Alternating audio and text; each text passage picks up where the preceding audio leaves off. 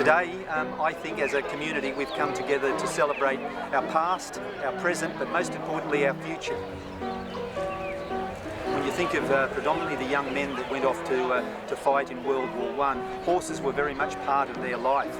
And so it became part of the mateship between soldier and horse, and therefore the Light Horse Brigade and battalions were formed.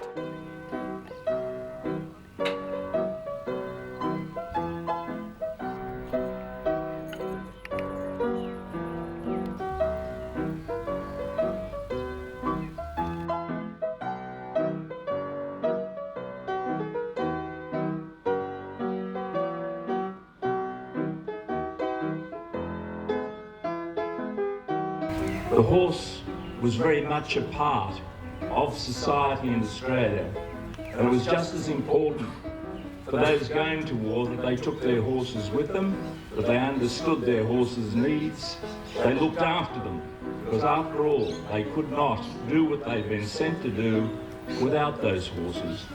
So the horse is emblematic of that era. And this magnificent monument, commemorative event, symbolises all those things.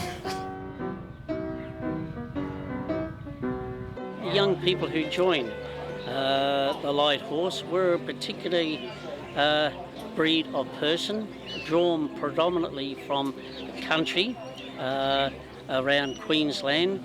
When the recruiters of the day went around Queensland outback recruiting, they were looking for initially Pacific type of person who could handle a horse, ride, dismount, could care for the horses, could shoe the horses, and were fit and ready to go and had no real ties. My grandfather was with the 5th Australian Light Horse.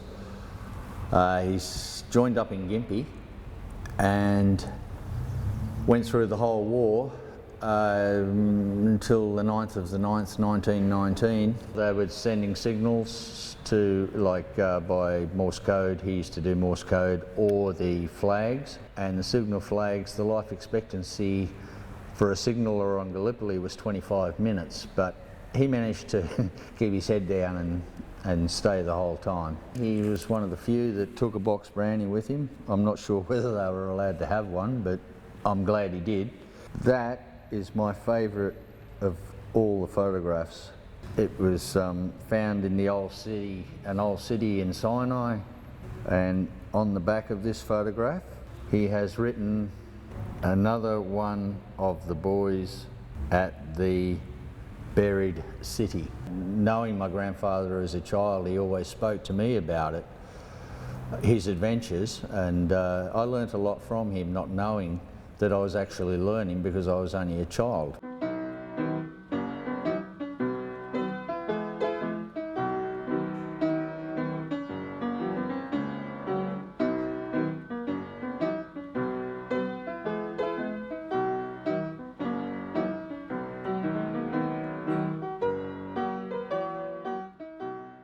My principal connection with the ANZACs is that my dad, Tom Burrell, was in the 5th Light Horse during the First World War.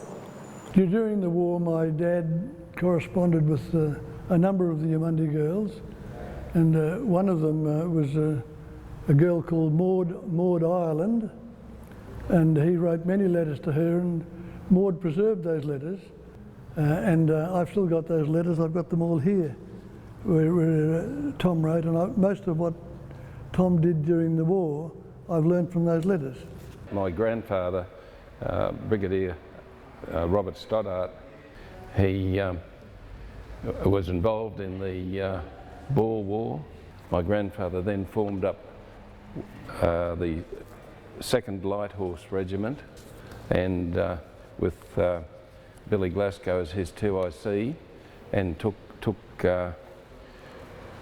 them to demounted, of course, to Gallipoli.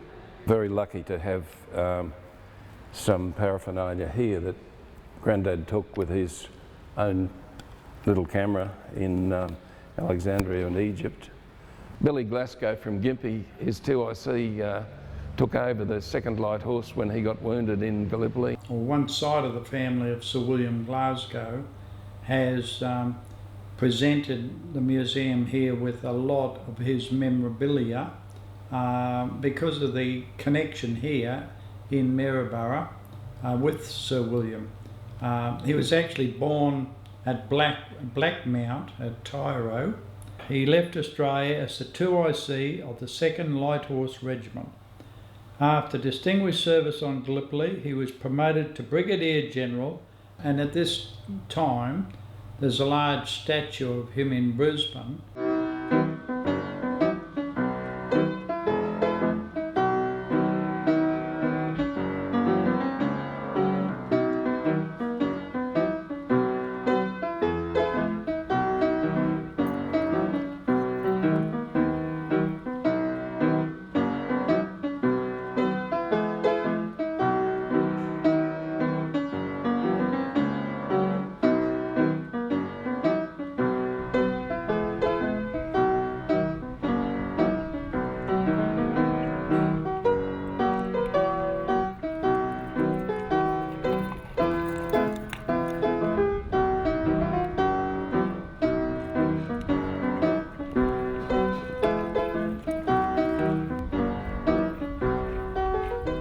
What we do is try to train them as similar or close to a police horse, and that's why we do everything here.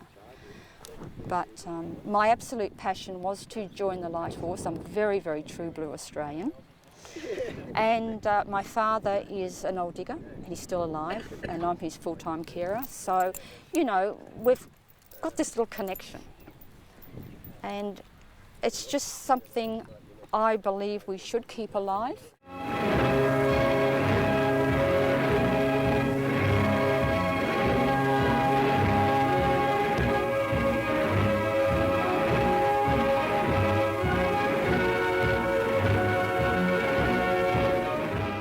The ride at Beersheba, where they did the charge, one of the last charges in that in history of the Light Horsemen. It was the 4th, the 11th and the 12th Light Horse Regiments. They were getting short of water for the horses and for themselves as the day was near the end. A number of attacks had already been put in which failed, and as it was getting near dark in the evening, the General decided he was just going to do a charge. And fortunately for them, they were advancing so fast that the Turkish were firing too high and firing over the top of the approaching light horsemen. They never had time to lower their sights as they got closer and closer.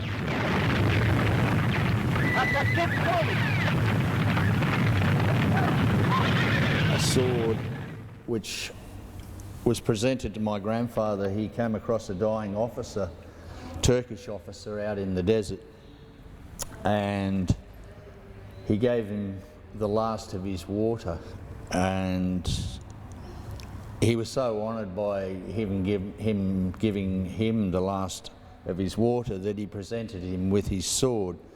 And this is the sword here, pretty much in its original shape. It has been cleaned and polished. It has Constantinople written on it, and it's a family heirloom which is treasured very much in the family. Put right wheel! This is Barney, yes. He's the only whaler in the troop. He's had his 28th birthday just recently, and the fact that they could carry such extraordinary loads and travel such great distances, and they were then in demand as a war horse by the Brits, the Indians and many other nations. And the whalers were primarily the ones that were used by the light horsemen. They were a very sturdy horse, not very tall, but very stocky, and could carry heavy loads over long distances. They looked after their horses better than they looked after themselves. And I can understand that now because I've had mine for 15 years, and you know, they're just a part of life that just give you that daily joy.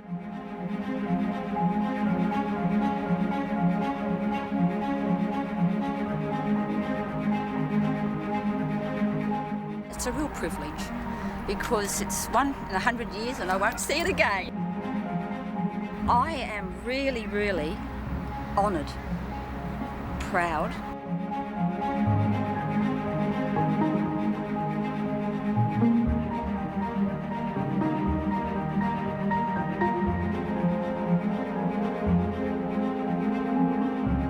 There's definitely been a resurgence as far as the ANZAC memory is concerned. We've noticed this for the last probably 20 years, where each year the ANZAC Day parades get bigger and bigger and bigger, and people are becoming more, aware of what Grandad did. And I've noticed, I live in Coolum and usually go to the Coolum dawn service, and just noticed over the years there used to be maybe 100 people there, and it was just like a nice group of locals gathered round, and now it's like going to the football. There's, thousands of people and thousands of cars. It's so good to see the little kids at the parades waving their flags and quite genuinely into it.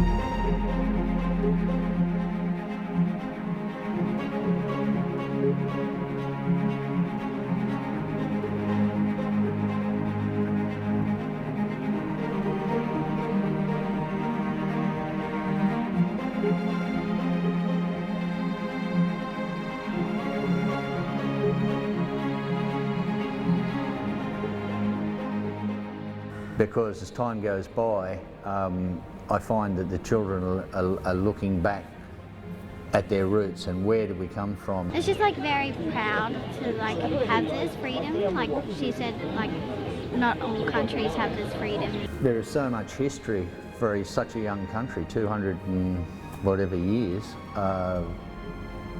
and I think it's something that the kids can grab onto and feel a sense of pride. Yeah, it really is just like the great Australian spirit. Often it's in the moments of greatest hardship, floods, fire, that everybody, it's almost like that whole ANZAC spirit has collectively come through, and it's really in everybody, but it's not as apparent until you have that particular disaster, and it just seems to flow out. But I actually think it's that spirit of ANZAC that's trickled through. We don't even realise it, and it just happens.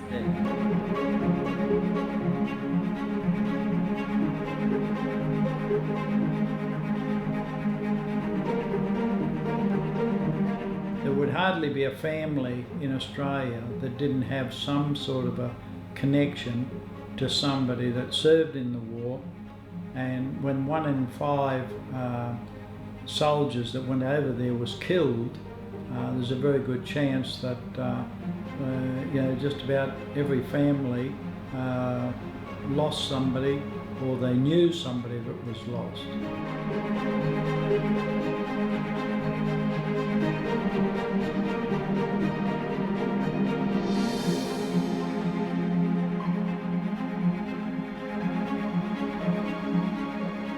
I can't think of one light horseman that I ever knew in my life that didn't have high values. I think the young people today realise that this is not about glorifying battle and war. I think it says to them that there are people who generations before them have paid an ultimate sacrifice, or who have committed something for the good of the community, and particularly for the society we enjoy. But I think it's also a timely reminder, a message that we should always be working towards peace and harmony.